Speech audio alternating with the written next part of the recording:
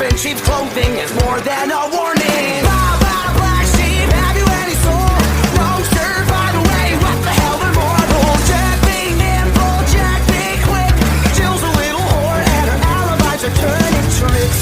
So could you tell me how you're sleeping easy, how you're only thinking of yourself?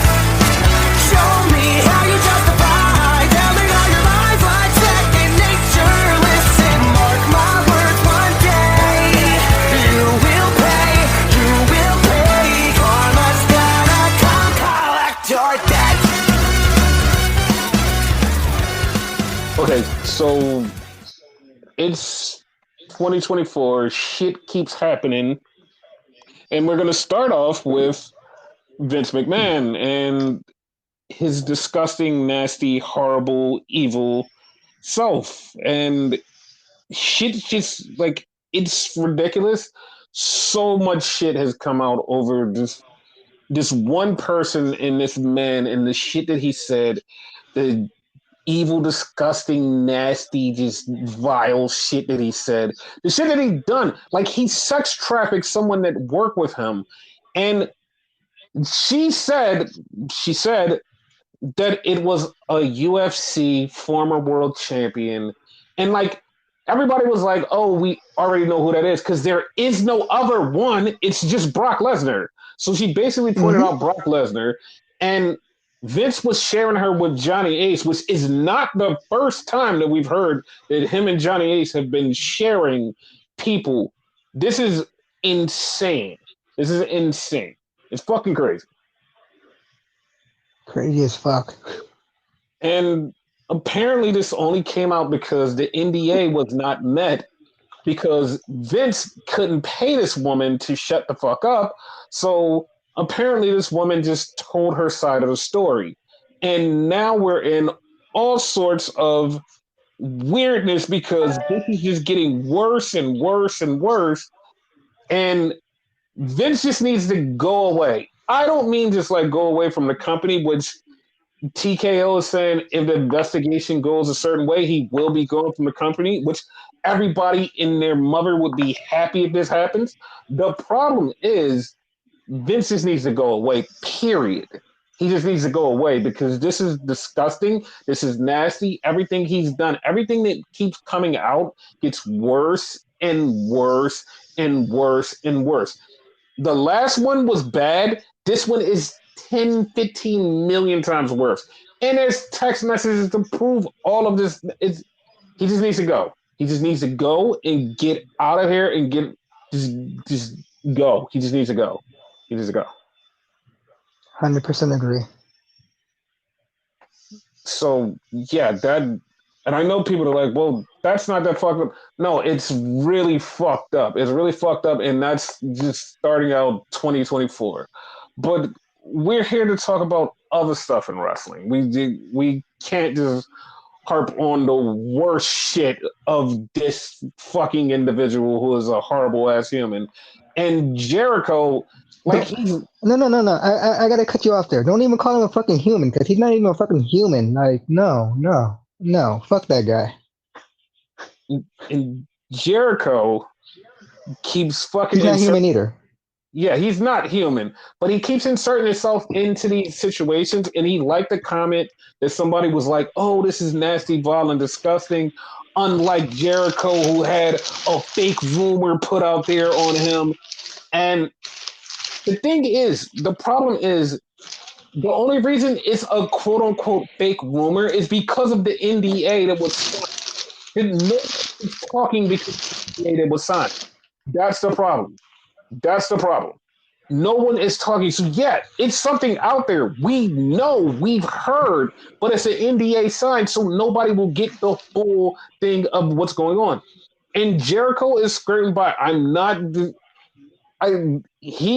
Whenever his stuff comes out, we're going to have the same day. It's going to be the same kind of day where people are going to be like, yeah, this guy needs to go. But, yeah, we're going to move on from that and get into some wrestling. And I know people are like, well, we don't know how to go on for wrestling, but wrestling is what we talk about. So yeah, let's move on to NXT. Yeah. Everybody cheered in the background because NXT is the thing. So NXT started off with something that I was not ready for. I was not ready for this. Not even lying. I was not ready for this. It started off with Bartender Cabron and Braun Breaker versus Axiom and Nathan Frazier. Wasn't ready for this at all. I wasn't. Was not. I'm not gonna lie to you. I This wasn't match ready. was fucking amazing. That's why I wasn't ready because I'm like, okay, this is okay. It's not gonna be as good as it was. 5 minutes into this match, I'm literally just screaming like, why is this so good? Why does Bartender and Braun work so good together? I'm just like, what is happening? Like, why? What is happening? Why is it so Question for good? you. Yes. Where was this Baron Corbin his whole fucking career? This is a Honestly, great match for him. honestly, I have no idea. I have no idea because like every time he has been putting on some great things in NXT where people are like, "Oh shit, he's really good." And it's like, Yes. "Yeah, this is amazing." It's like so this feels like his whole entire main roster run was complete garbage. Like, and yes, it's because Vince McMahon is an asshole, but I feel like Bartender Cabron is actually really fucking good, and this is like a great way to show it. And it's like, holy shit. Yeah, I love this match. Yes, and Nathan Frazier and Axiom were fucking awesome, but Bartender Cabron and Braun got the win, so that was a thing. At one So point, I thought they killed XM and Nathan. yeah, they were doing. They even did tag team tandem moves, Bartender and Braun, and it's like this shit Yeah. is this shit was so good. So then we go to the back, and Ilya Dragunov is there, and Josh Briggs walks up and was like, "Yo, I want a title shot. Yo, I'm stepping up, and I'm gonna be a singles wrestler, and I want a title shot." And Ilya's like, "Doug, he's like, you can't step up to me." He's like, "I know that you did good, but you lost. You shouldn't step up to me." And so Briggs gets in his face, and right before Briggs can say anything, here comes Trick. Trick is like, "Yo, I got the next shot, so you don't step in front of me." And so they both start going back and forth, and Ilya says, "Well, why don't you two just wrestle each other?" And they set up for the main event later on. And I was like, the funniest thing about this was Ilya Dragunov was the shortest person in that whole entire thing. He's the most dangerous, but he was the shortest person. And he's the champion. Yes. I was so baffled. I was like, what the fuck? Why are you the shortest person, the most dangerous person? But holy shit. So Like a non-wrestling fan would watch that shit, they'd be like, okay, how the hell this little guy is a champion? Like, he's no threat. No, he's definitely a fucking threat. yeah. So then we have Fallon Henley in the back with the new girl, which I don't know her name yet, but she was on the Indies and I don't remember her name either. But Fallon is Okay. talking to her, and so here's the thing: like they already look like they're trying to position Fallon and her as like a tag team or a unit, and I'm like, the only reason I'm saying is because what about the Tiffany Stratton thing? Like, where did that go? Like, where is Tiffany? Like, she should be there. Like that's what's messing Yeah, me up. like she wasn't there that night, was she? No, she wasn't, and that's what's messing me up. It's Hmm. like Tiffany and Fallon are supposed to be a thing, so why isn't that a thing? Hmm. So then we get something that actually pissed off a certain sect of people in the internet, and I'm going to talk about it when I finish talking about this. So Ava Rain comes out of Shawn Michaels' office, and she's standing there for a second, and then all of a sudden, here comes William Regal. And William Regal says the thing that I've been dying for somebody to say for at least about 6 to 8 weeks. He finally says, "Congratulations on being the youngest general manager of NXT." And it's like, Jesus Christ, like they could have said that 6 weeks ago. Like they could have said that 6 weeks ago. Thank God they said it now. And Regal is happy to give her power, and now she has power. And it's like, yay, great. Here's the problem, right? There was a lot of freakazoids and idiots online that started to bring up, oh my God, like I can't believe they would spit in Tony Khan's face by having Regal on TV. He used it. He used Tony Khan's sick mother to get out of his contract. And like there were people, like there were like 4 or 5 people that went into this whole tirade was like, I can't believe that WWE would spit in Tony Khan's face and bring Regal on TV. And it's like, are you okay? Like, I really want to know, are you okay? Really, are you really okay? Like, first off, you don't have to ride Tony's dick that hard. Second off, this is literally a business, and the contract ran out where Regal can now be on WWE television.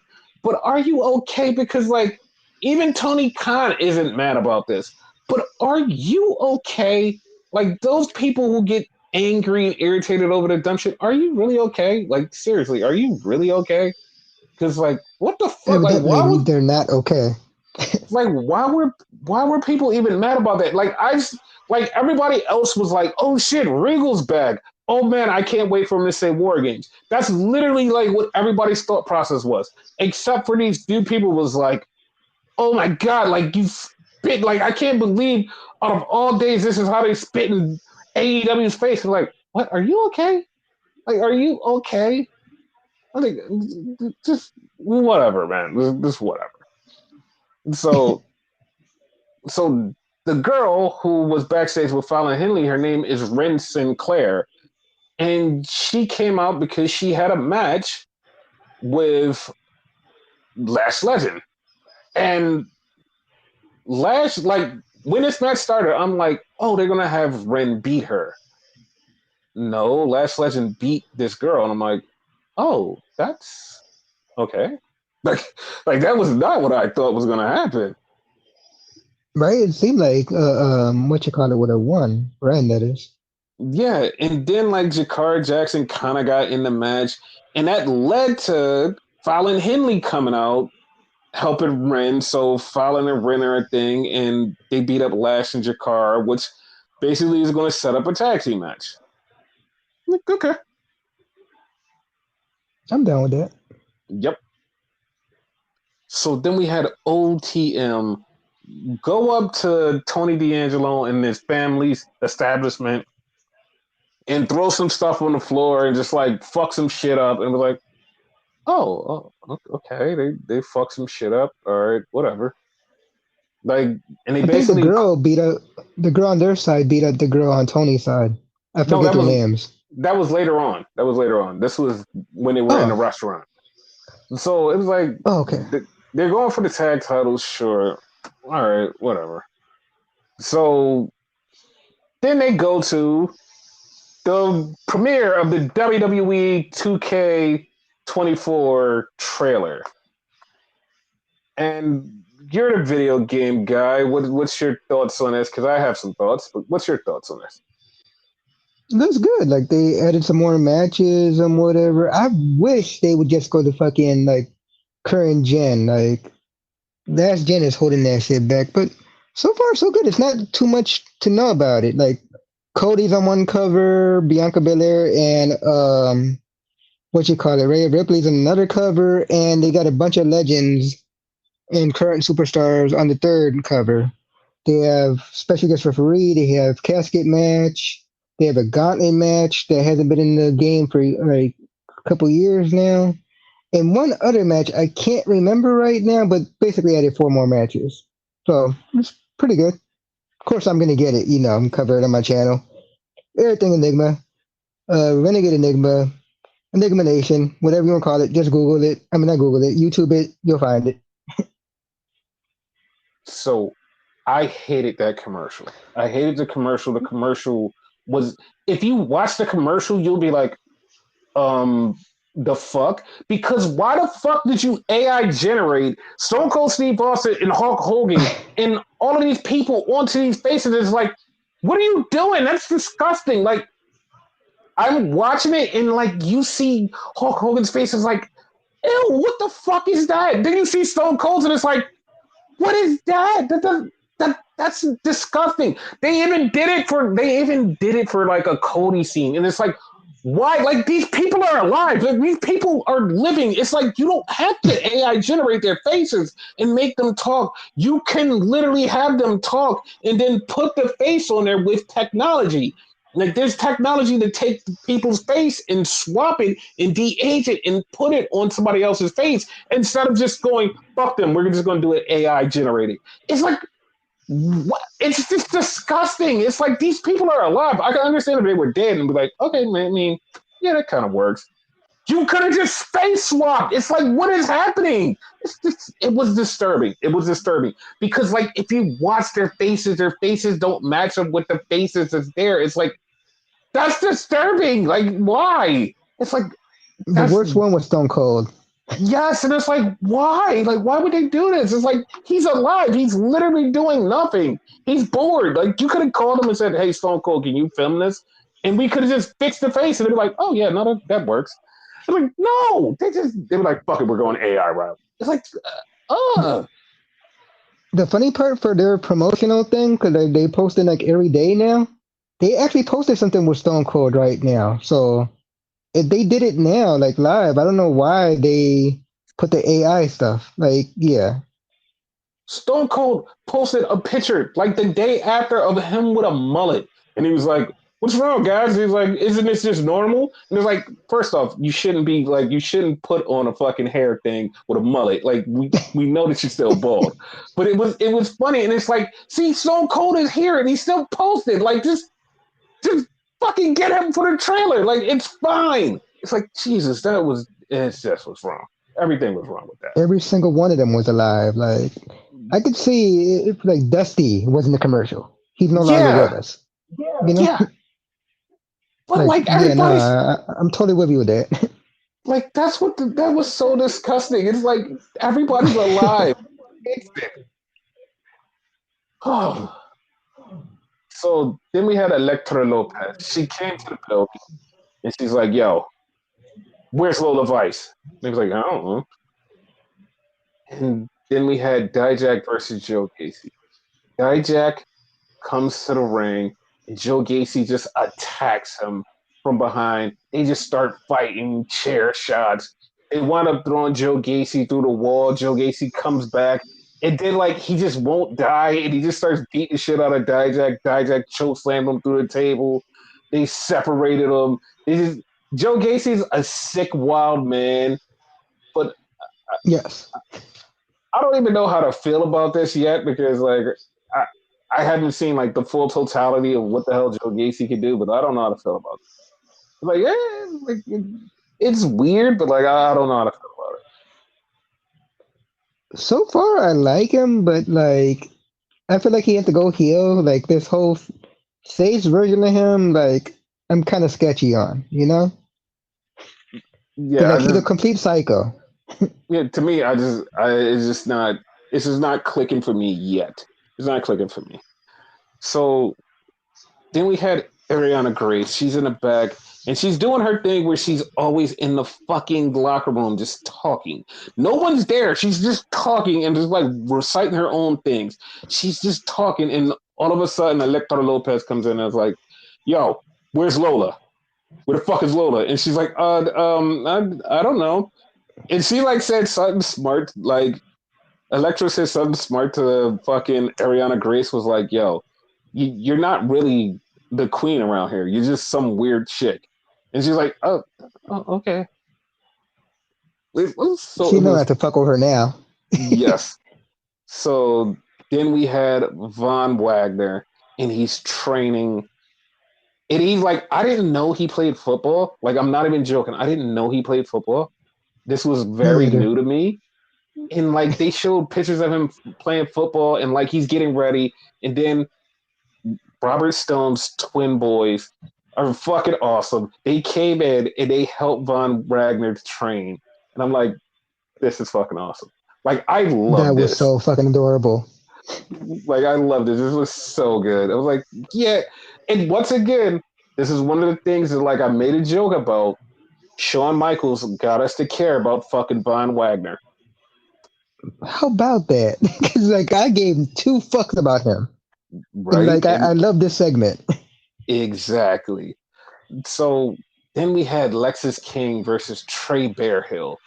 And this was an R-rate match. It wasn't like the greatest blowaway match. Lexis King beat Trey Bearhill, but it wasn't just like, oh yeah, just blowaway match. Haha, yeah. It was just, like Trey Bearhill did, like he fucking kept up with him and he's like, nah, I'm gonna keep fighting. Like, all right, cool, Yeah, cool, he's not cool. that bad. Yeah, it's like he's growing into somebody, and you're like, all right, he's all right. Yeah. So then it was Trick and Mello, and they're talking again, and Mello's basically trying to tell Trick, like, yo, listen, we can't do this. We can't do this. We can't do this. Like we can't do this. Like, dog, we got the tag title thing. We can't have you wrestle twice. And Trick is like, nah, dog. He's like, I'm gonna do this. He's like, I'm gonna wrestle twice. I'm gonna get the title, and we gonna get the tag titles. We gonna be good. And Mello's like, you know, you gotta pick one or the other. He's like, no, I don't. Like, I'm gonna do both. He's like, trust me, Mello. And Trick is like, Mello's like, all right, whatever. Melo don't So want him to win that title. That's the way it he, seems. yeah, he doesn't. And like, the breakup is coming, and I see it coming at Vengeance Day. I don't see it happening before Yes. then. I see it happening at Vengeance Day. How do you foresee it happening? Because I have a certain scenario. How do you see it? It depends. It depends on, first off, it depends on the match structure. It depends on the card Okay. structure. It depends on how everything works. Because, like, if the tag title thing is in the beginning and then he goes for the title at the end, I see him screwing him over at the end. I see that Okay. happen. And I also see him in the tag match, like making Trick do most of the work so they tire him out. So when it gets later on, when he gets to his match, he will fail. So yeah, that's what I see happening. I I see exactly what you said. Him making Trick do most of the work to tire him out, just like you said, right? Mm-hmm. But they win the tag team titles and whatever. Well, no, they win the thing, right? To go Mm-hmm. for the tag team titles. Mm-hmm. So when the thing happens, the match happens, Trick actually wins the title, and that's when he gets him. Like Metal's like, nah, fuck that, and then he gets him. You're not Like better than me. Like he'll probably actually verbally say that shit. You're not better than me. so I do know that the main like one of the big matches for Stand and Deliver is Trick and Mello. Like if it's Yeah. gonna be for the title, I don't know. I don't really want them to have the title. I would rather them just like have the match. And the only reason I don't want them to have the title is because one, Melo's going to SmackDown. That's already in the plans and it's already happening. So Melo's gone. That's one. Yeah. So you don't put the title on him to do this whole thing. So even if Trick is the champion and you have him versus Trick, it's a thing. I want Ilya Dragunov to keep the title because you could have all of these great matches with Ilya Dragunov. Dragunov's not getting called up no time soon. Like he is on the short list to get called up, but he's not getting called up anytime soon. So have him still be the champion. They don't need a title. Okay. So yeah, that's why I see it that way. Yeah. Because if you Okay. remember, the very first Johnny Gargano versus Ciampa match wasn't for the title. It just was a fight, and that's what needs to happen here. That is true. It took him a while to get the title. Mm-hmm.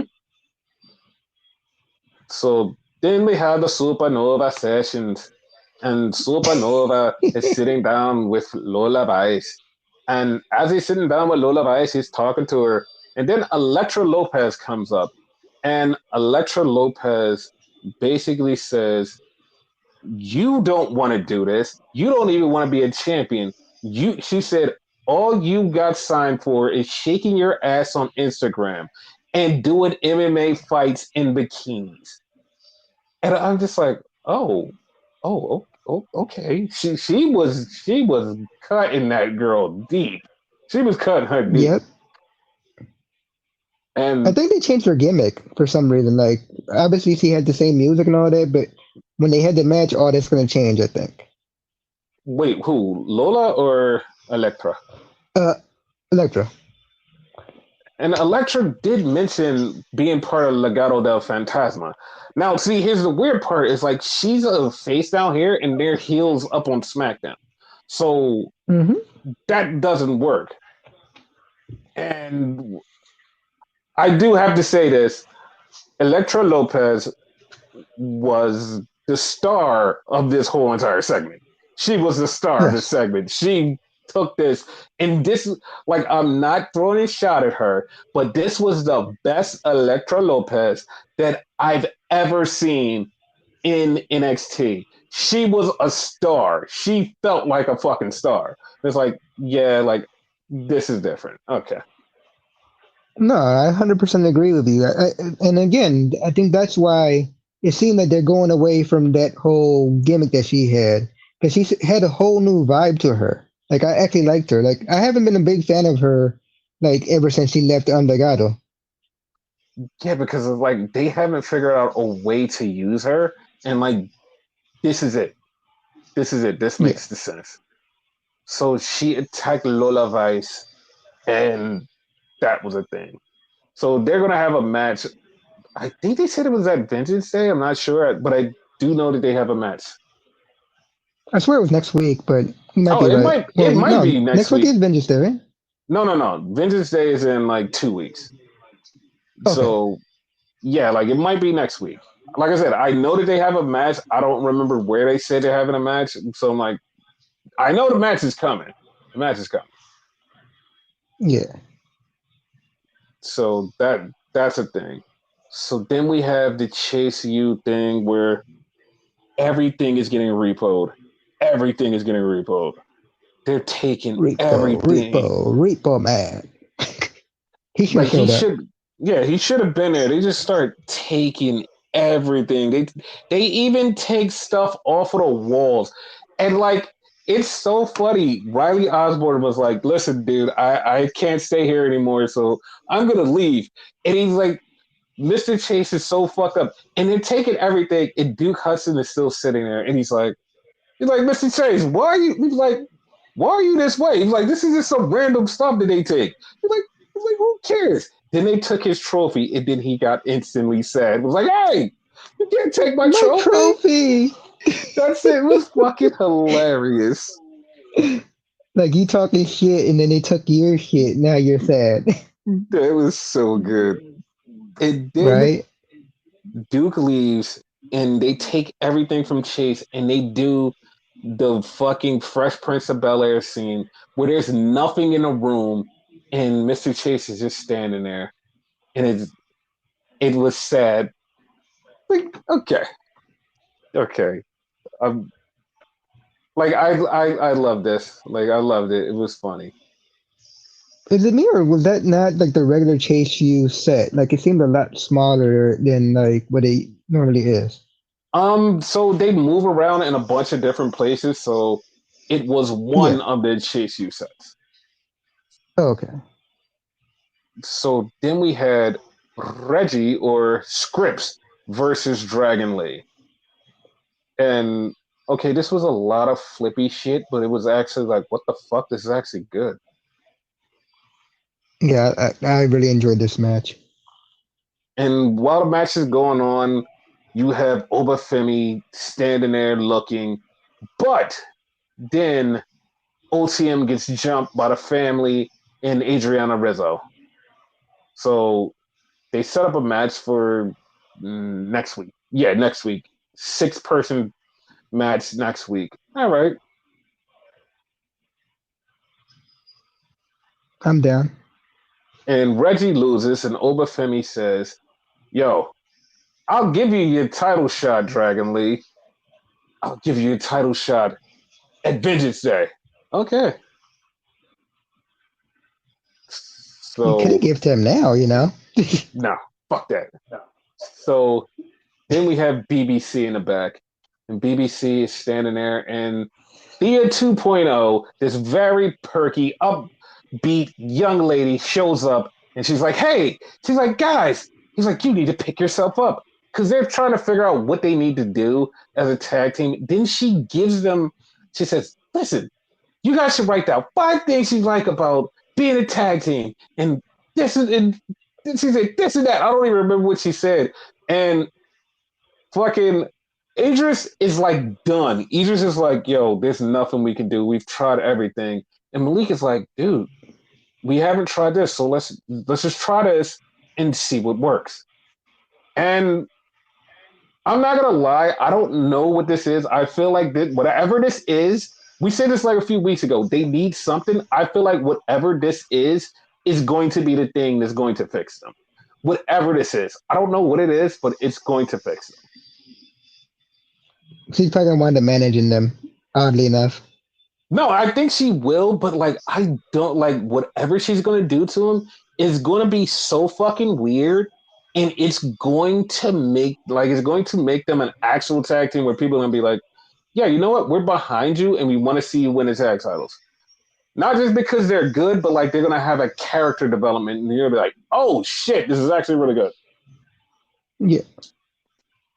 So then we have Lyra Valkyria in the back, and she's getting ready for her signing later on, and she literally turns away for a quick second, and Tatum Paxley just shows up in the room. She's like, "Oh my god!" She almost drops the belt and everything.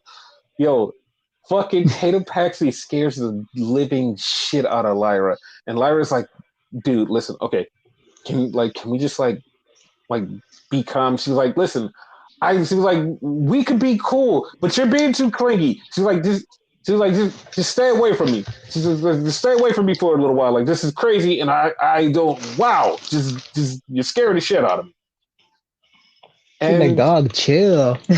yeah, and Tatum was like, okay. And then as soon as Lyra walked away, she was like, yeah, but we'll be together soon.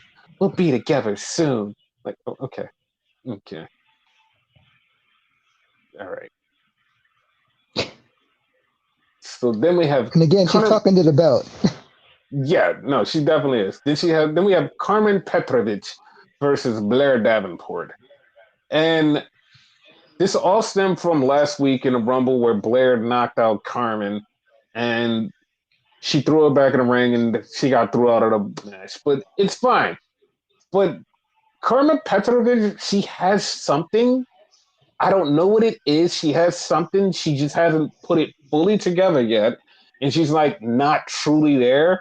She loses to Blair, but like she has something. I don't know what it is. She has something. She has a random something that like everybody has. She has something. I know what it is. Okay. And it's the same thing that Drew McIntyre has. She has a sword. Okay, no, that's actually true. She does have a sword. And if you want to be technical, if someone's going to call me out, it's a katana. Same thing. Yes. So then we have Ridge Holland. And Ridge Holland is there, and Kelly Kincaid is like, dude. She was like, dude, you're getting beat up by Gallus. Like, you don't have any friends. What are you going to do? And he's like, listen, I don't need any friends. I got this. And it's like, no, you don't. Like, it's like 4 people beating the shit out of you. You don't have this. Like, relax. Get some friends and everything be fine. And they keep saying fucking is done with the Brawling Brutes, which may be true, but he may like recruit Sheamus back. So obviously not Pete, because Pete is Pete now. But like he'd probably get Sheamus on his side. To be honest, like, I don't know how I feel. Like, not even in a bad way of like Sheamus coming to NXT. I don't know how I feel. Like, I don't know if that would be like super cool. I don't know what the fuck that would feel like. Like, it would be an odd experience, but like, part of me wants to get that odd experience. It's like, how would that work? Because if you remember, technically, Sheamus started off in, I mean, NXT, but it was ECW at the time, their version of ECW. Because you remember, their version of ECW was the precursor to NXT. Actually, that's wrong. Sheamus started out in FCW, the precursor to NXT. Ah, okay. Yes. So So, FCW, then ECW, and I believe he was in Raw after that? Or yep, was he it was in SmackDown? Raw. He was on Raw because he Okay. beat John Cena. Yeah. So, yeah, but like, just seeing, because he's always been a big star in like his first big main roster thing, he won the championship. Like, Yep. so him going down there would, like, it just, like I said, it would be a kind of a shock to the system, but like, I mean, we'll see. Could be good. We'll see. If Yeah. it happens. So then we had Trick versus Josh Briggs, and they had a fucking banging ass match because they're both tall and beat the shit out of each other. And of course, Ilya Dragunov gets hit, but as he's about to attack somebody, Mello shows up, and Mello just like clocks like Ilya Dragunov, and it's like, where the fuck did Mello show up from? Like, I don't even know where he came from. Do you know where he came from? I'm gonna say the crowd just because like I don't know. Yeah, he just popped up and he saved Trick, and then like Trick is like staring down Dragunov, and Mello's just like looking at him, just like, I'm gonna get you. But he doesn't, but it's okay. So then we have JC and Thea in the back, and we have our resident Lex offender, Lex's King, and he walks over and he just like discusses Thea and JC. They just feel just so disgusting, like, oh, like, ew, get away. And Riley Osborne comes up and he makes Lex's King run off, which they're probably going to have a feud. And then not Lex's, Riley is like, dude, I'm feeling sad about Chase U. And then he's like, Thea, can we like go somewhere and talk? And Thea starts freaking out, and JC's like, calm down. She's like, he just wants to talk about Chase U. She's like, just calm down. So we'll see where this goes. Yeah. And like JC said, it's still not over. Like they could, like he could still save Chase View. So we see how that goes too. Oh no, I definitely know she's gonna save Chase U because next week they're gonna have a Chase U closing ceremony, and that's when JC's gonna reveal her master plan of saving Chase U. Yes. What she saved him with, we will find out. I want to see which way they go with this. I really do. Sam.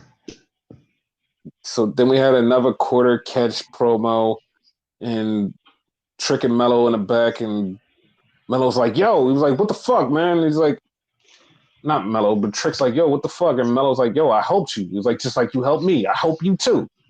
He's like, all right, you know what? All right, cool. And then we have Like if you Ava say Rain. so. Yeah, we have Ava Rain out there, and she's doing the contract signing for Roxanne and Lyra Valkyria. And basically, they just both start going back and forth, and Lyra's basically saying, yo, Roxy, like, you, like, what the fuck is wrong with you? Like you're a kid, you never grew up, you just, like, you can't hang in a ring with me.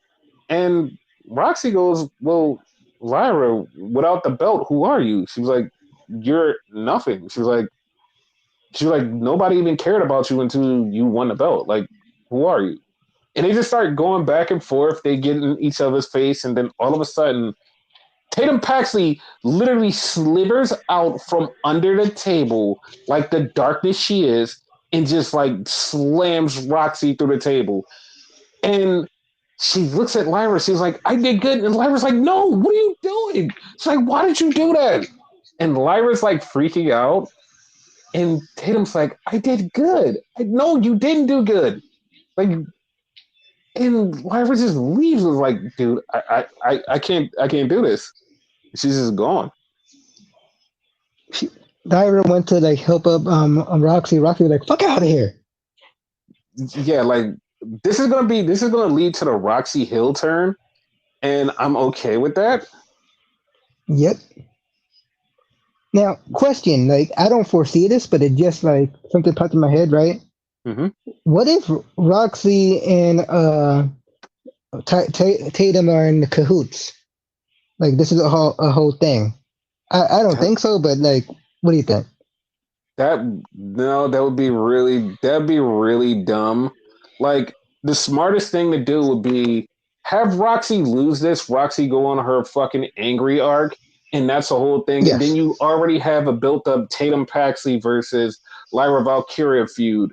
And that's immediately there. So you have two things that you're doing with two different people and they're going two separate ways. So that's perfect. Like just do those two things and that's the thing. Yeah. So yeah. So this is a rumor. This is not true. This is a rumor because it's nothing set in stone, but it's a rumor. It is a huge rumor that started, but it's just a rumor. So the rumor is that Okada would be going to NXT before he goes to WWE. And that was a rumor. And it's like everybody immediately was like, yeah, no, that's gonna happen, blah, blah, blah, blah, blah, blah, blah. And it's like part of me is like, I would like to see it. A very, very small, tiny part of me is like, I would love to see it if he went to WWE and went to NXT first. And like, very small, minute part of me is like, I would like to see it. But the overall arching of me was like, if you're gonna bring in Okada, you're going to bring him to the main roster. You're not going to bring him to fucking NXT. You're going to bring him to the main roster. There's no like if you bring him to WWE, you're not just gonna bring him to fucking NXT. And I know somebody's gonna be like, oh well, what about Nakamura? Yeah, no, Nakamura was a big person to come there. Okada's like 3 times as big as him. So yeah, I don't think that would work. I wouldn't mind it. I, yeah, and they said right now he doesn't have any. He doesn't know where he's gonna go.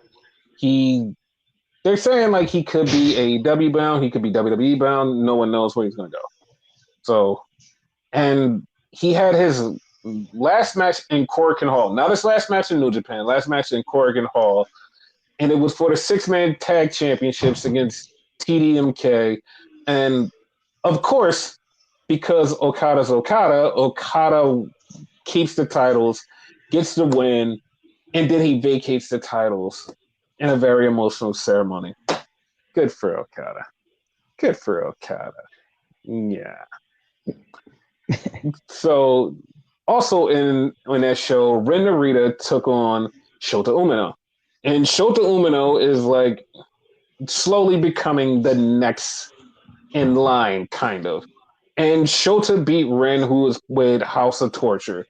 And at the end of the match, Ren Narita and the House of Torture attacked Shota, but Tamatanga came out, and Tamatanga saved Shota. And Shota is down, and Tamatanga grabs the mic and was like, yo, I know I'm leaving, but Shota, you kick Evil's ass, and you become the never openweight champion. So that was a cool thing. I'm like, yeah, like, all right, that's a thing. So more than likely that's gonna happen, right? Eventually. No, it's definitely happening. It's already in the cards. They said, I think it's February 24th at New Beginnings. It's Shota versus Evil for the never openweight title, Okay. and I think it's either on that card or another card. We're going to get God versus God, and I know some people are like, what? What? Yeah, Tamatanga and Tangaloa versus El Fantasmo and Hikaleo. It's going to be Okay. Tama Tonga's final match in New Japan. I think, I'm not 100% sure, but I also think that it's going to be Tonga Loa's last match in New Japan. But he hasn't said, I'm done yet. So I don't know. I don't know. So, yeah. Aren't they also looking for Hikuleo? Or Hikuleo thing is, yes, they're looking for him, but also his contract's not up till next year. So okay. yeah, like he may show up, but that wouldn't be till next year. Okay. So yeah, that's the thing. So that was New Japan. Keep fucking hitting this button on my goddamn remote every fucking time. It's just a fucking button. Why is this button here? It's just like right there on my fucking remote. It's just there. Everybody has the same fucking button on their remote. It's like it's not even on just like regular remotes. It's like every fucking remote is just like right there. It's a big button, big red button. Fucking Netflix. Why is it always Netflix? Why is it always Netflix? Why? I had to look at my fucking remote. Like, yeah, I had the same button. Why is it always Netflix? Why is it always Netflix? I mean, it doesn't mean anything to 2025 when Raw goes to Netflix. That that is that's huge. It's fucking huge. That is fucking huge. I know we was on here earlier, like talking about they could go to Amazon, but going to Netflix is huge. Is huge. Yes. And the deal is like so weird that you're like, I don't know how this is gonna work. Because right now it's a 5 to 10 year contract, quote unquote 5 to 10 years. Here's the problem: in 5 years, they can say, you know what? We're not going to renew your contract, but you're here for 10 years. But, or we can extend your contract another 15 years. So either Raw can be on Netflix for 5 to 10 to 20 years. It's one of the three. There's no in between. Raw will be on fucking Netflix for the foreseeable future. Like, holy fuck. That's crazy. It seems like they're a fucking like WWE superstar locked in a fucking contract right now. That's Basically, like it sounds to me. and like they're gonna be stuck there for a while. The thing is, fucking we have for everybody outside of the USA, they get all of the pay-per-views and everything on Netflix. Like it's WWE Network is shutting down outside of America and everything will be on Netflix. Now, for everybody who's like, "Oh my god, they're going to just like move everything to Netflix." They can't do everything to Netflix until 2026. 2026 is when Peacock is done. And Peacock, they can negotiate with Netflix and say, hey, you know what? Netflix carries the new WWE network. You get all of your WWE content on Netflix. Or Peacock can throw a lot of money and say, fuck you, fuck them. We're keeping WWE Network. That's the only thing keeping us afloat. Fuck you. I mean, you never know, but we won't know until 2026. So everybody in America until 2026, Peacock is your only home for all of the pay-per-views in PLEs. That's it. I don't mind it for now. It's okay. I mean, of course, but like you never know like what can happen in 2026. But like I said, that's about 2-3 years around. So we don't have Yeah. to go, yeah, no, that's happening right now. We don't know. Like we don't know what's gonna go on. And this deal is for about $5 billion. It's like $5 billion deal for WWE on Netflix. So that's a lot of fucking money. That's a lot of fucking money. So yeah. So that's Raw. Raw's gonna be on, but we don't know when or where Raw is going to be. We don't know if it's going to be on Monday, Tuesday, Wednesday, Thursday, Saturday. It can be anywhere. But Raw is going to be on Netflix. That's all we know. Yeah. So, yeah. So, Monday Night Raw on USA, which has a weird thing because in October, is it September or October? I think it's October. October on USA will be the last time Raw will be on USA. Here's the twist. Until January 2025, Raw will not have a home. Like, no one has said where the home is going to be. WWE said, we'll figure it out soon, but they don't have a home for the last 3 months of the year. But 2024, the last 3 months, there's no home of Raw. That's fucking crazy. So we'll figure that out soon. So we start off Monday Night Raw with Seth Rollins. And Seth Rollins comes out with a knee brace and he's sad. And he starts talking about his injuries. He's talking about how everything is fucked up and he's got the sad look on his face like he's about to tell us some really bad news. And he's just going through the motions until Gunther comes out. Gunther stands in his face. And he says, listen, I respect you. I respect the shit out of you. But at the Royal Rumble, I'm going to win. So at WrestleMania, it's going to be me and you. But you know what? You're probably not going to make it to WrestleMania. And then Seth said, you know what? That's really funny. You said that because I am going to go to WrestleMania. Like, I'm going to do everything possible. And I'm going to go to WrestleMania and defend my title and walk out as world champion, whoever I face. Like, oh, okay. So Seth's going to do the time off and do the heel up and go to WrestleMania as world champion. Well, yeah. I'm down for that. So while Gunther is talking, Ludwig and Giovanni are out there. And the New Day just like instantly attacks them. Like there was no chill. They just attacked the shit out of Imperium. And they just start fighting. And And then the refs come out, break it up for a second. They ring the bell. And they have this match. And they just... The first about 5-10 minutes of the match, they're just wrestling. They're wrestling, and you're like, oh, okay, they're doing tag in, tag out. Then it just turns into a fucking brawl. And they just brawl into the crowd. The ref rings the bell for a count out. They just brawl. They just keep going. They just keep brawling. They just fight. They fight up onto some stuff, and all four of them go through the table. And the fans are like, oh my God, like this was great. Yeah, this was fucking awesome. Like, if I didn't know better, I would swear New Day are the heels. Obviously, they're not, but I would swear they were if I wasn't paying attention. Yeah, it was really weird, like them being like super violent, but it makes sense, but yeah. But that was awesome. Yep.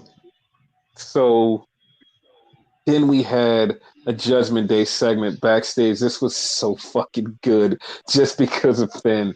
So Damien Priest is pissed off and he starts talking shit to Rhea and he's like, yo, he was like, you ain't been around. You ain't been handling your business. You ain't even a leader no more. And he just starts talking shit the whole time. Finn is smiling and giggling and laughing. And then Damien Priest walks off. So Rhea starts yelling at JD and Dom. And she's yelling at them. And she's like, yo, y'all need to get y'all shit together. And then she says, Finn, what's so funny? And he's like, no. He's like, nothing. She was like, well, the funny thing is you haven't been the Finn Balor, the evil Finn Balor who you used to be. Like, you lost your edge. So why don't you go out there with Damien, not Damien, but Dominic and JD and show me the edge that you still got. And he's like, all right. Like, I'll show you the edge. Yeah. He said it so awkwardly, too. So Finn's contract is up. after WrestleMania, like sometime after WrestleMania, we don't know if he's going to sign or not sign. They said his contract is up. The funny part is like they're saying, well, WWE hasn't reached out to him to like re-sign, so I don't know if they really want to keep him. That's like, what? Are you serious? Like, just because he hasn't reached out to him to re-sign, it's like, well, that doesn't mean he's leaving. That doesn't mean he's staying. Like, you don't know, but we'll find out. Could be anything. So Maxine is standing there with Ivy now. They're interviewing her because Ivy's about to have a match with Valhalla, and the Creed brothers come up and they like cheer on Ivy. Like, yeah, like okay, cool. So I actually like the pairing of Maxine and Ivy now. It's weird, but I actually like the pairing for some reason. They could legit go for the tag team titles when they're ready. Yeah. So Ivy and Valhalla have a match. They have a kind of a good match because Ivy and Valhalla can wrestle. And Ivy gets the win with a bulldog off the top rope. So that's a thing. So then we have a backstage with the New Day, and Jey Uso comes up, and Jey Uso, like it's basically all setting up for the IC title match with Jey Uso. So Kofi is like, yo, next week I'm going to challenge Gunther for the IC title. He's like, okay, cool. But in the background, Damage Control walks by, so nobody sees that, but Damage Control walks by. So How didn't anybody see that shit? I don't know. So I don't like the fact that they're gonna have Gunther run through Kofi and then probably Woods just to get to the fucking Jey Uso versus Gunther. I'm like, I don't like. We all know that's where they're going, but it's like I don't want to see them just like run through New Day. Like New Day are cool. Like just don't beat the shit out of them. But okay. So yeah. So Yeah. then we have Nia Jax, and Nia Jax comes to the ring, and she's talking about being in a Royal Rumble and her winning the Rumble, and I'm so cool, and whatever, whatever. And then here comes Becky. Becky comes out, and Becky's like, listen, you dope. Like, I'm going to win the Royal Rumble. I'm going to beat you. But then Bayley comes out, and Nia proceeds to beat up Bayley and Becky and leave them both laying. Okay. That was a thing. That's all I could say. That was a thing. Yeah. So then they do a by the numbers Royal Rumble thing, which they do every year, and it's like, okay, I really don't care. Like, I don't care. Whatever. It is what it is.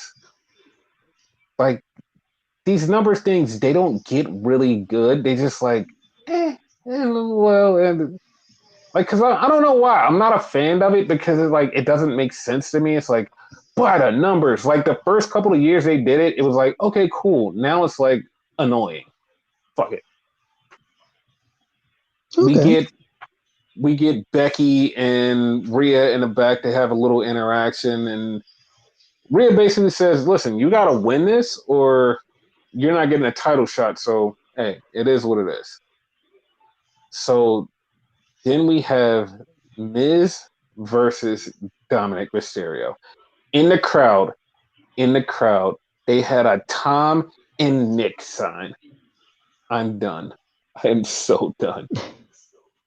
So Like that Tom and Nick thing, that shit's gonna be a thing for a while. yes. So Miz and Dominic are having this good match. And of course it winds up devolving where the Judgment Day get into it. And then DIY show up. And somebody, I don't know why somebody online was like, why did DIY show up? Are they just like Miz's henchmen? And it's like, they're going for the tag team titles next week. Of course that's why they did that. The fuck? And they're cool with the Miz anyway, so Yeah, so now. So then we had Damien Priest in the back, and Truth comes up trying to give him some money. And Priest says, "Listen, tonight isn't a night. I gotta face Drew McIntyre tonight. Listen, just stay away. Don't come out. I got this." And Truth was like, "All right, I understand." And he winks at him and like, "Okay, all right." So that was a thing. So then we had Chad Gable come to the ring because Chad Gable is going to fight Ivar. And of course, it was going to be a banger.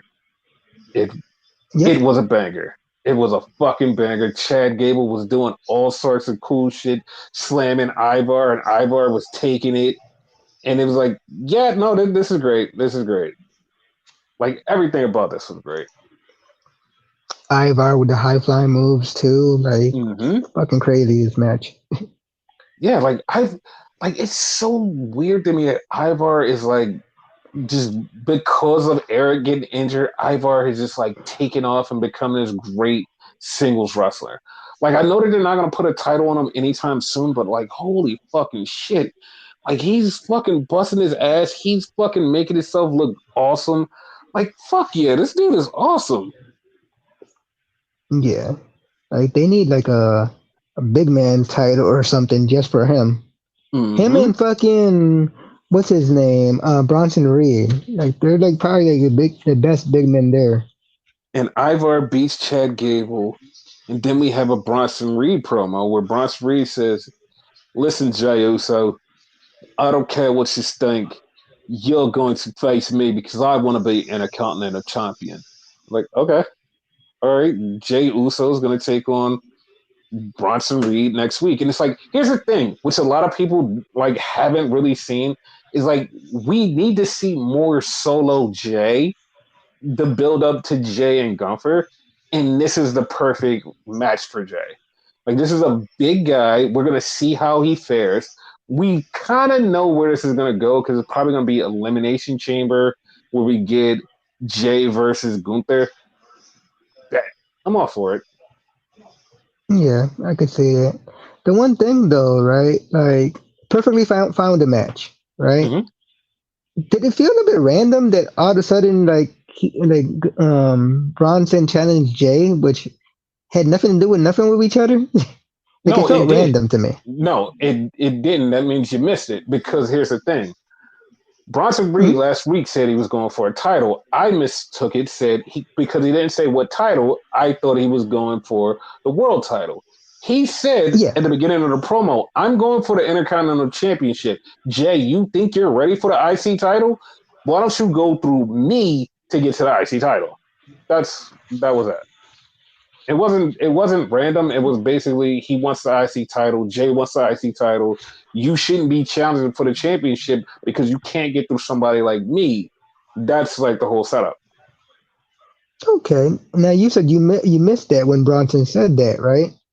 Did I miss when Jay said he was going for the IC title? Because No, I don't think that ever was a thing. I didn't say I missed it. I said you missed it.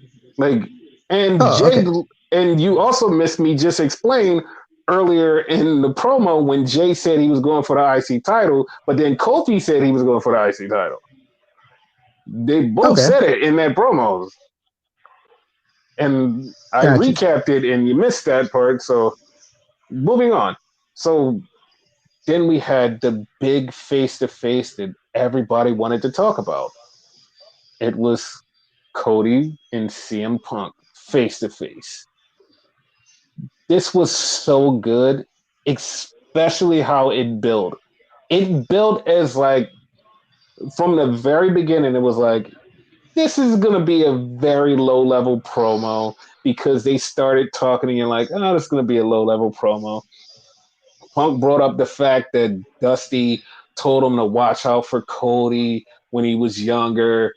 And Punk said, you know what? I really don't need to watch out for you because I watched you and I saw that you had it. You didn't fall into any pitfalls that everybody else fell into, blah, blah, blah.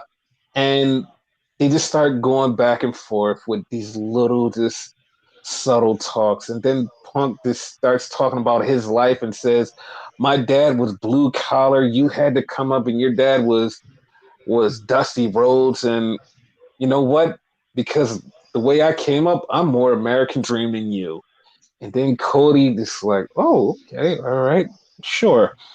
And then Cody mentions the pipe bomb and it said everything you said in the pipe bomb I did. So that makes me more CM Punk than you. And that right there pissed off CM Punk. He took off his jacket. They started verbally jousting. And it made everybody want to see that match. What say you? Oh, I want to see the match, 100%. Like the whole "I'm more you than you" thing. Like, what the fuck? Like, it's gonna be a banger when it happens. Yes. And this is what's so weird. This is so weird. And this is what like leads me into like this really weird space with WWE right now. So, Sports Illustrated, which usually sometimes reports rumors and they usually get them right. Sports Illustrated goes, they've changed the direction of WrestleMania and it's going to be Gunther versus Seth Rollins and Punk versus Cody Rhodes.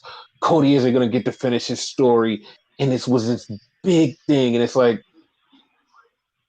at first, like when I saw that, the first thing out of my mouth was, this isn't right. Like something's off about this. And then even Triple H said, yeah, you know, maybe Cody doesn't get to finish his story. And it's like, okay. Even in the promo, Punk mentioned somebody coming back and taking Cody's spot, which was like people immediately was like he was alluding to The Rock, but then he was like, I'm talking about me. It was like, okay.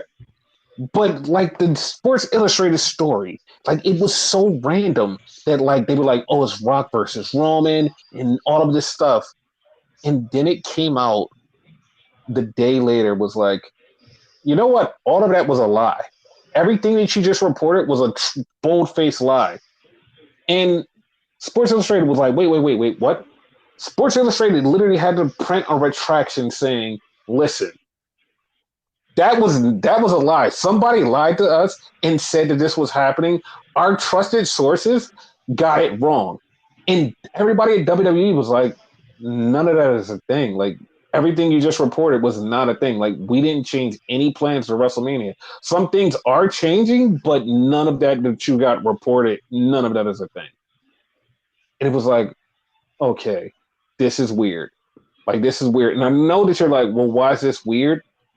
Because this is like the third or fourth time in the new Triple H era that rumors have leaked out that aren't real rumors. And it's like, okay, what is going on? Like, is Triple H just like working the internet now? Like, what is happening? Like, what's going on? I think that's exactly what's going on. Like he's purposely putting rumors out there to make you think what's going on is not what's going on. You know, like have other things out there. Be like, oh, so it's Cody and Punk when it's not actually Cody and Punk. You know. But here's the thing, and this is coming from me. Like, Okay. every time like they do these swerve rumors and like people just like bite onto them and you get like some of the great journalists that'll report on it and they go, wow, like this is a thing, and then they be like, no, it was a swerve, we swerved you, and none of that affects me because I'm like, I heard totally different, this is not real. Like every time this happens I just keep going, that's not real, like that's not what I heard, like I didn't hear that. Like none of this stuff that you're talking about, I didn't hear any of this shit. I was like, what the fuck? Because not to toot your horn or whatever, or however the saying goes, right?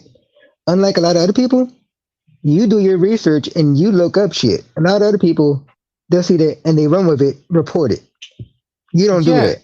And it's like, You know what I mean? Because on this, you're the news guy. You know what I mean? That's why, you know what I mean? I'm just a fan. Like, I'm just as surprised as anybody listening to this when you speak. So, props to you for you doing your research on shit and not just running with shit. yeah, because like I'm not gonna report something that's like random as shit. Like 9 times out of 10, like the stuff that I report, I've got from like multiple sources, not just like one or two. Just like, oh yeah, no, I've got from multiple different people like this story, and it's like, oh, this is a thing, and it's like, yeah, it's like that's not a thing. Like it was so weird that like Sports Illustrated was like, yeah, no, this is a story, and they ran with it, and then they had to print a retraction. I was like, okay, so one thing I do know is, which I have reported on here, and I said there are rumors that's going around that Cody will not finish his story at WrestleMania, and I'm just like, yeah, no, that's a thing. Like that's a thing. It's not happening. Like it's not happening. Not at Mania, anyway. Oh no, that's what I just said. Not at Mania. I just said that. No, I'm reiterating what you said. I heard you. Yeah. So that like the thing is like the only thing I do want to know is who is Gunther's opponent.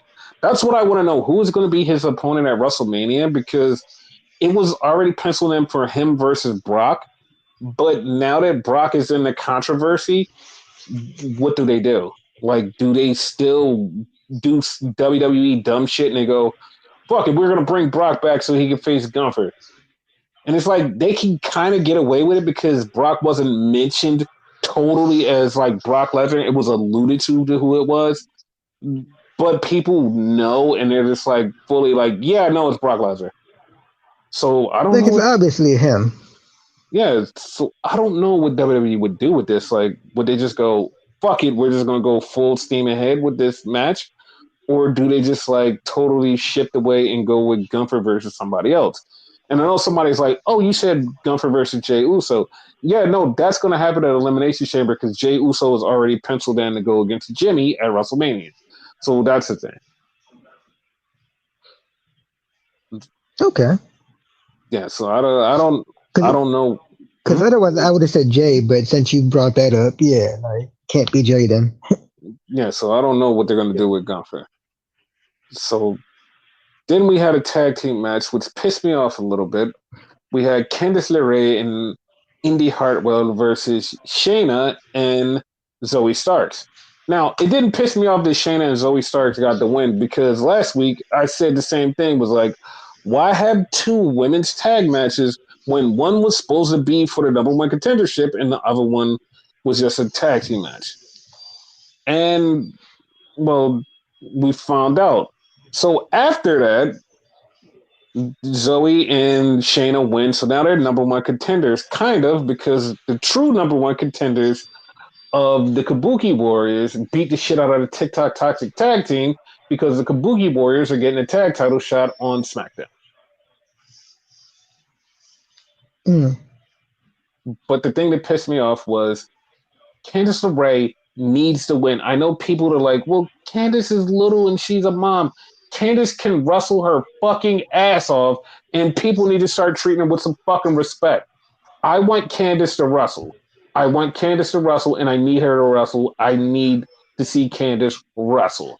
I need Candice to. I need this. And I need this. Triple H needs to go, oh, you know what? I'm going to make Candice do something. Please. Please do that. She used to wrestle the dudes. Yeah, Candice is really fucking good. And like every fucking wrestler that wrestled her was like, yo, she's really good. Like the Bucks even put her up there as like one of their best opponents. Like, so yeah. Didn't she have like a match against Cesaro and like damn near beat his ass? Like I'm not Yes. sure if she won, but she damn near beat his ass. Yes, she wrestled everybody. She took one of the craziest backstabbers from Cedric Alexander. Like, dude, she's fucking awesome. And she just needs to wrestle. That's what's awesome about her. Yeah. So then we had Damage Control confronted by Natty and Tegan. And, you know, they basically tag team stuff. And then Jinder said he wanted to talk to Adam Pearce. And who the hell knows what happened with that? Who the hell knows? So then we had the main event. And I was like, holy shit, this main event was actually really fucking good. And the main event was Drew McIntyre versus Damien Priest. And this match was really fucking good. Too good. Yeah. Like, the only thing I didn't like about it was the whole R-Truth thing where Truth came out and wanted to open the Money in the Bank briefcase, and he's fumbling around. Money gets thrown in a ring, and Drew beats Damien. And it's like, the comedy spot I could have did without, because the match was great up until that point. But, Priest lost. Drew's going to come up. So, yeah. I guess it made sense for the storyline to make Priest look bad because we all see it coming. We've been saying Priest are getting kicked out. So Yeah, but like, it's just like, it's getting redundant now. And it's like, all right, like, do something. I know probably by WrestleMania we'll have like a smooth plan for what they're going to do with Damian Priest. And they're going to like, all right, we're going to break him away. He's going to do this. But he also needs to cash in. Like, I know it's yep. probably going to be the person that holds it all the way to Money in the Bank, like I want it. But hey, like, it has to happen. It has to happen. People have to treat him with some kind of respect. Yeah. So that was Monday Night Raw. And that was a thing. So we move on to AEW, and Samoa Joe comes out. And Joe comes out and he basically says, yo, I'm the champion. I don't give a fuck about any of these other guys. I'm the champion. And then Hook comes out. And Hook basically says, yo, you beat me last week, but I'm going to get you. I promise. And then Joe leaves, and the security's trying to get Hook out the ring, and he just suplexes shit out of all the security. That's crazy. That's crazy. Hook is vicious. Like they're gonna have a rematch, and I can't wait for it. Yep. And then Samoa Joe goes sits on commentary with Taz and Tony Schiavone, which is Taz is Hook's dad. That's crazy. Awkward. Very. So then we had the first match. I lied to you not. When I heard this match was announced, I wasn't like, oh, this match is going to be a banger. I was like, no, this match is going to be kind of good. Didn't think it was going to be a banger like it was. It was Penta versus Magnum TA. I mean, Hangman Page. Hangman TA. Hangman TA. This match was good. Like, I keep forgetting that Penta is a thing. Like, I'm not even joking. I keep forgetting Penta is a thing.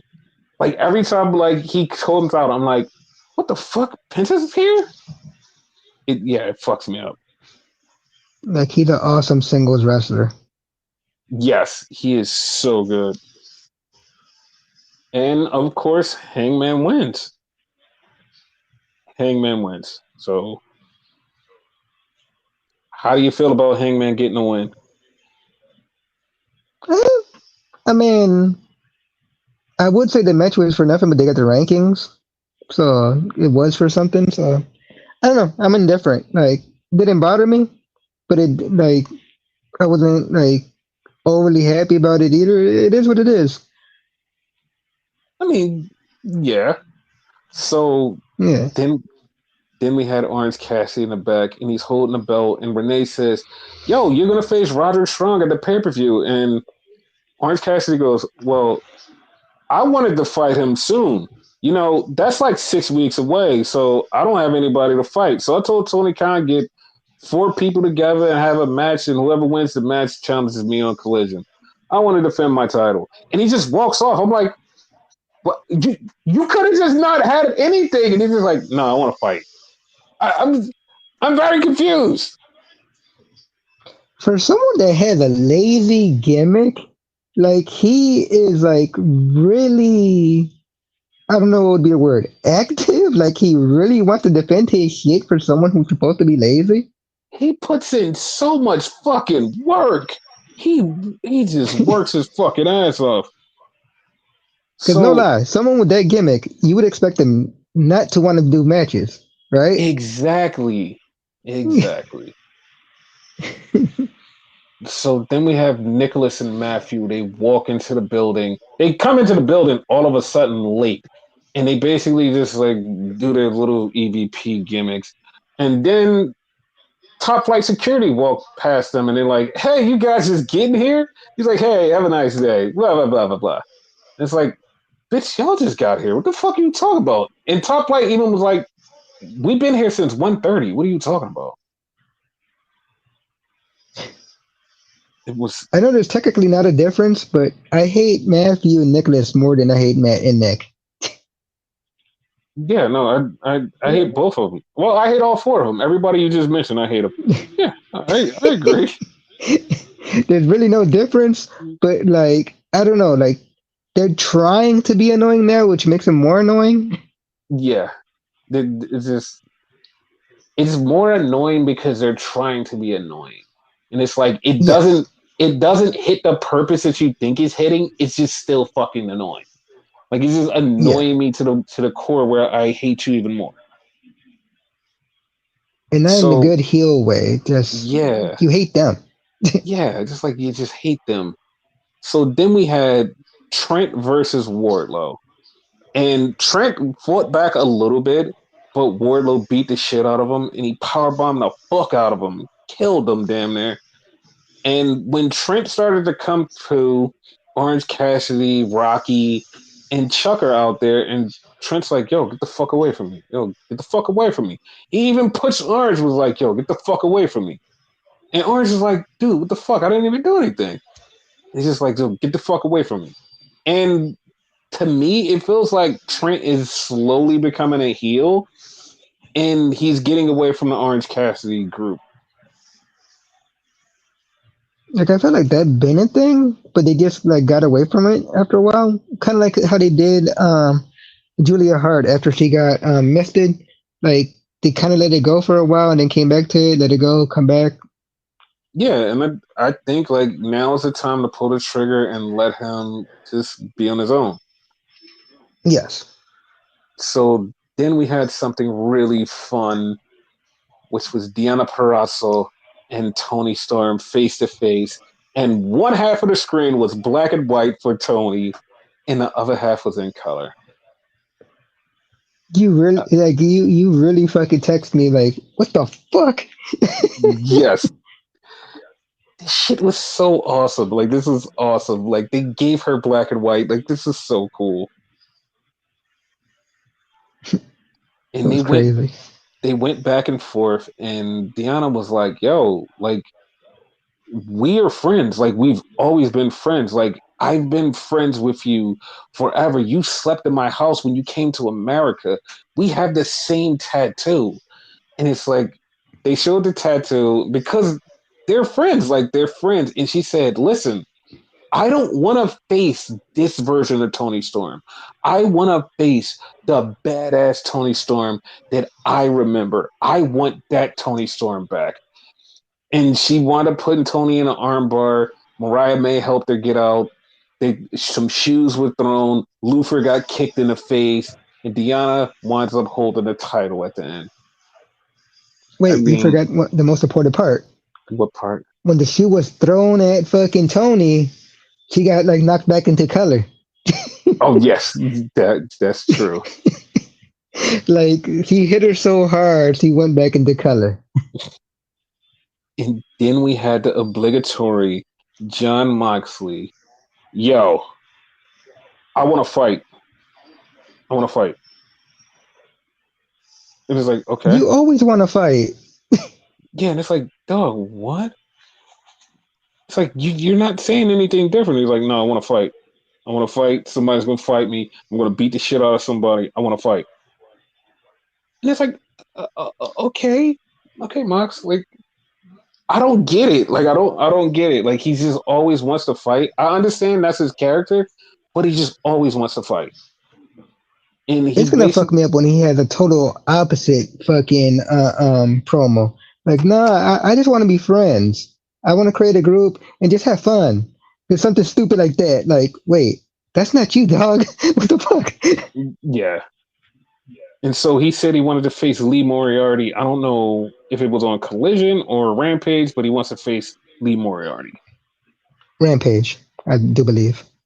And then we get Taya and Johnny. For the first time in fucking ever, they just show up. And Taya says, "Oh, Deanna, you want the women's title? Well, guess what? You have to go through me because I'm gonna beat you." And it's like, huh? Like, it was like, you haven't been here forever, and like you just all of a sudden show up, and this is you. Like, huh? Okay.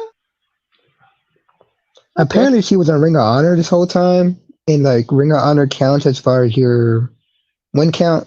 So, Nope, it's not a thing. It's not a thing. I don't care. It's not a thing. So no, I agree with you, but apparently that's the canon. yeah, if it's so canon, then make Ring of Honor canon. Fuck out of here. Yeah. So then we had Swerve versus Jeff Hardy. I don't know what to say about this match at all because this match started off like, okay, cool, they're gonna wrestle, and they were doing a couple of things, and then Jeff Hardy said, "Fuck it, I'm trying to murder somebody, and I'm trying to die also." I was like, what? Like, it was just fine just 5 minutes ago. He's like, nah, fuck it, I want to murder and die. Oh, okay. Well, Swerve gave you that because why the fuck would Jeff Hardy give a twist of fate off the top of the steps onto Swerve? It's like, why? You're I know you're Jeff Hardy, but chill. Like, you're old Jeff Hardy, not old Jeff Hardy. You're old Jeff Hardy. That's what it is. So fuck. Was it me or was it like a double turn? No, that's the thing. Like, Swerve is a super babyface, and everybody loves Swerve, but the Hardys are just like straight up heels. Like, they're straight up heels, and like they're more heelish than normal. But like Swerve is like everybody's face because when he came out, they did the Who's House and got the huge pop, and everybody Swerve's doing house. everybody was doing the Nana dance, and yeah, I mean, it is what it is. But Yeah. that Jeff Hardy thing took me out because like it was starting out just fun, and then Jeff was like, "Fuck it, I just want to murder die." And then we had a back and forth with Hangman and Swerve, and Hangman said, "New year, new me, dumbass." Like, dude, it's like we're at the end of January. What the fuck are you talking about? He's a little late. Leave him alone. Yeah, he's a lot late. And so Renee said, "Listen, next week, you two get to pick each other's opponent." I was like, okay. So pick your poison match next week. Got it. Yeah, and like obviously it's gonna be Hangman versus Brian Cage.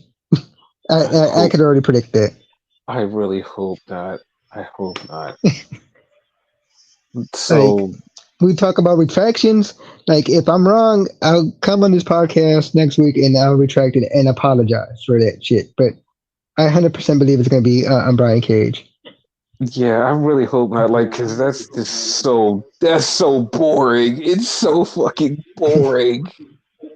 You can call me on that bullshit, but I see it. I see it.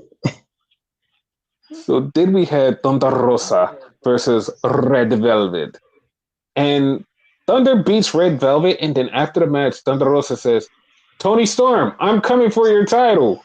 It's like, okay, so now it's more people coming for Tony's title. Got it. Leave Tony alone. Yeah, leave her alone. She ain't do nothing to nobody. So Except Rocio. basically. So then we had Sting and Darby come out, and Darby said, "Yo, I was gonna quit until you showed up and wanted to wrestle with me, and then all of a sudden I got rejuvenated and I wanted to go. And now, like, me and you have won everything. So you know what? We should win the tag team titles." Oh, Okay. Okay. For what? For the Young Bucks to win the titles from them because Ricky and Big Bill said, you know what? We're going to challenge you guys for the tag titles. Ha! And they're going to lose the tag titles in 2 weeks, this thing in Derby. And the Young Bucks are going to get it at the pay per view. So, you know, it is what it is. Yeah, whatever. Yeah. So we had the mobile industry versus the Bang Bang Scissor Game Acclaimed. And this was really weird because the Bang Bang Gang helped the Acclaim by beating up fucking Nana and putting him through a table. So it was like, oh, this is crazy. This is They're a crazy. legit squad. Yeah, like, and they actually have a shirt, the Bang Bang Scissor Gang. So Yep. that's awesome. And It's not then, like they'll have a shirt and automatically break up. Y2H AJ. yeah, and then then we have the finish, which I actually hated one thing about this match. One thing about this match. When Okay. Suzuki came out to face Edge, Suzuki has a theme song, and everybody should know this theme song. And you just yell at this one part of the theme song. Nobody did that. Nobody did any of that. The crowd was complete dog ass. Fuck this crowd. This crowd is dog ass. Fuck that crowd. That crowd sucks. You're the worst fucking crowd AEW's ever had. Fuck you, crowd. You're the worst fucking crowd in the world. Piece of shit ass crowd. So this match was fucking awesome. Like this match was awesome, and Suzuki beat the living shit out of Edge. He beat the living shit out of Edge so bad that Edge, after the match, could barely get himself together and was like, "I've never been hit that hard." And the funny part was before he said that, as he was trying to fix his jaw on the ground after beating Suzuki, I was like, "Yeah, no, Suzuki beat the dog shit out of you." Like that's so good. I'm so happy about that. That He was great. survived. I give him credit for that. Yeah, he survived, but like he got his ass beat. And then after the match, he said, "Christian, you've never took a match like this, and if you do, oh God, I'm still dizzy. But if you do, it, you wouldn't survive." That's exactly how it was. Like he was fucked up because Suzuki was not fucking playing. We probably won't see that fucking like Copeland challenge for a while because he's Yeah, hurt. so that was a thing. So that was AEW. So we have a few little news notes to go over, just a few, just small minor ones. Kevin Patrick is no longer with WWE. Like they fired him. Mm. It's so weird because like they took him off of commentary and then they just immediately fired him. Like it was like, yeah, no commentary and you're fired. Oh, okay. So he's The gone. fuck did he do? I don't think he did anything. I just think like he wasn't good enough on commentary, so they was like, you know what, fuck you, and he just let him go. And it's like, why? Like they could have used him backstage, but whatever. Because he was good backstage. I don't know why they put him front and center. Me neither. So Michael Cole will be the announcer for SmackDown and the pay per view. We don't know who's going to be the long term announcer. We have to figure that out. So that's the thing. And I say Ron also, Saxton. he wasn't that good last time he was doing stuff. Like Saxon was Well, he not that wasn't, good. but yeah. No, like I really want Vic Joseph, but like, Then who yeah, you get to replace Vic Joseph? That's why. Because I was thinking him too, but then you got to replace him. you have to make somebody. You have to create somebody. Yeah. So in TNA, we have Mustafa Ali. Mustafa Ali is showing up in TNA. I feel like And everybody's he, showing up in TNA. hey man, it's TNA. It's like not even joking. Like TNA used to be the shit, and now TNA's back. Everybody's like, you know what? It's back. I want to be a part of this. I like this. Yay! So yeah, I mean, no problem there. Because I've heard him show up. I heard Simon Gotch showed up. Few other names I can't remember right now, but like throughout the tapings, like a bunch of names have shown up. Yeah, because like TNA is back to where it used to be, and people keep showing up, and I'm all for it. Like TNA is awesome. Yes, 100%. Yeah, and so one other thing is like get well to Cora, and she has a team with her that like I want this team on TV. I want this team on television because I know her and Roxy are friends, and her and JC are friends. But they were there with her with CM Punk to help her with her recovery, and I'm like, I want them to be a team on screen, not with CM Punk, but like JC, Roxy, and Cora. I want them to be a thing. I mean, they could be a team with AJ Lee whenever she shows up. Like she could be like manage them, like be their mentor.